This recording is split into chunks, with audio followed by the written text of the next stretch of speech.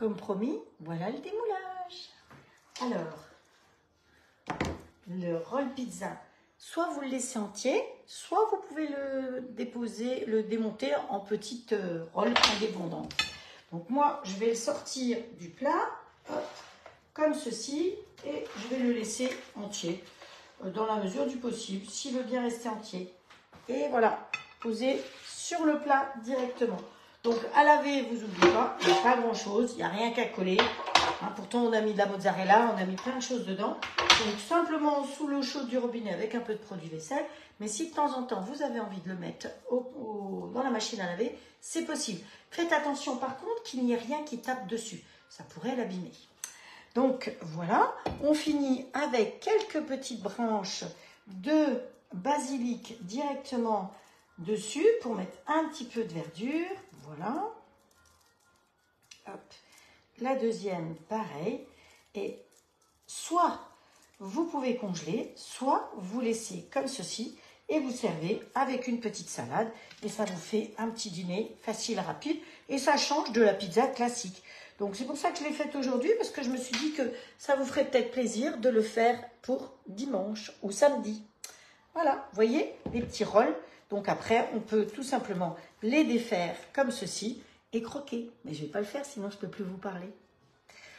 Voilà, j'ai l'impression que c'est très moelleux et très bon. Ensuite, notre gâteau. Il a fini de cuire, évidemment. Donc, comme il y avait la toile cile-pâte dessus, vous allez voir qu'il n'a pas gonflé. Voilà. Sans la toile cile-pâte, comme on a mis de la levure, il aurait bombé.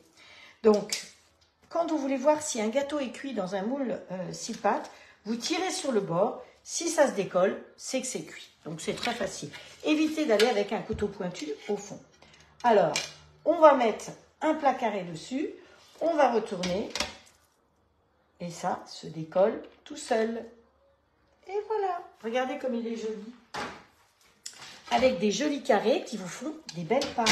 Après, dessus, on peut s'y mettre quelques petites cerises comme ça.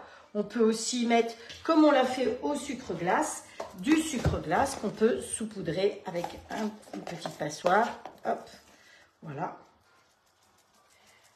Alors, si vous mettez du sucre, il est encore chaud, hein, donc le sucre glace fond immédiatement. Si vous voulez conserver, alors je vous conseille de le faire à froid. Sinon, vous faites avec le sucre comme ceci, qui ne prend pas l'humidité et ça ira beaucoup mieux. Alors, vous allez voir, on va en mettre un peu dedans. Alors, il est plus fin que le sucre glace, mais par contre, vous allez voir qu'il ne prend pas l'humidité, donc vous pouvez le faire même si c'est chaud. Donc, ça s'appelle sucre glace anti-humidité, tout simplement. Voilà, avec les petites cerises, directement le gâteau. Voilà. Allez, je vous souhaite une bonne soirée. Vous voulez que j'en coupe un bout pour voir comment il est dedans?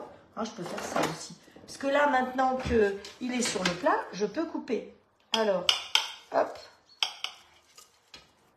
Oh, il est hyper moelleux. Regardez ça. Super. C'est pas un clafoutis parce qu'on n'arriverait pas à le couper comme ça. Mais voilà, à la place du beurre, on y a mis du fromage blanc.